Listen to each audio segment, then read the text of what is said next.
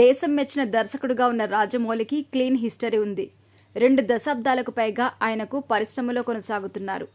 Telugu cinema ప్రతిష్టను పెంచే సినిమాలు చేశారు. తన సినిమా విషయంలో రాజమౌళి అన్నీ తానే వ్యవహరిస్తూ ఉంటారు. బిజినెస్, ఫైనాన్షియల్ మ్యాటర్స్లో కూడా ఇన్వాల్వ్ అవుతాడు. కానీ రాజమౌళి మీద ఆర్థికపరమైన ఆరోపణ లేదు.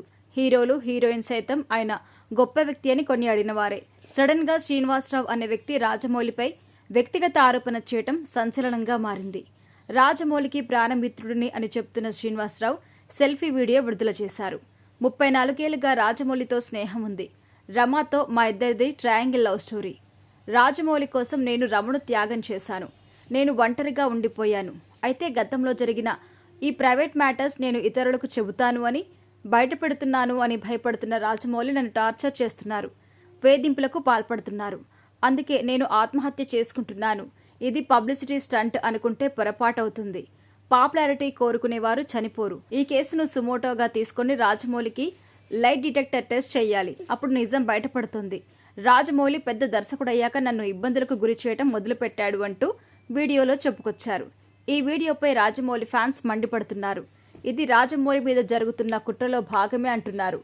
అపజయం ఎరుగని దర్శకుడుగా రాజమౌళి సినిమాకి మరో స్థాయికి వెళ్తున్నారు. రాజమౌళి ఎదుగుదలను చూసి ఓర్వలేని కొందరు ఆయన ప్రతిష్టను దెబ్బతీయాలని అనుకుంటున్నారు. రాజమౌళి మీద శ్రీనివాసరావు అనే వ్యక్తితో ఆరోపణ చేయిస్తున్నారు.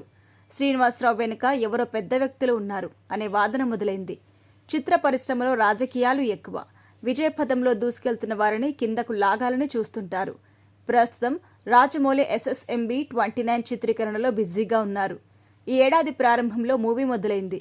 రాజమౌళి ఏకాగ్రతను ఈ వివాదాలు దెబ్బతీసే ఆస్కారం ఉంది. పాన్ వరల్డ్ మూవీగా SSMB 29 తెరకెక్కుతుంది. మహేష్ బాబుకి జంటగా ప్రియాంక చోప్రా నటిస్తుంది. SSMB 29 action adventure drama. ప్రపంచాన్ని చుట్టే వీరుడిగా మహేష్ బాబు పాత్ర ఉండనుంది. SSMB 29 కోసం ఫ్యాన్స్ ఆశగా ఎదురుచూస్తున్నారు.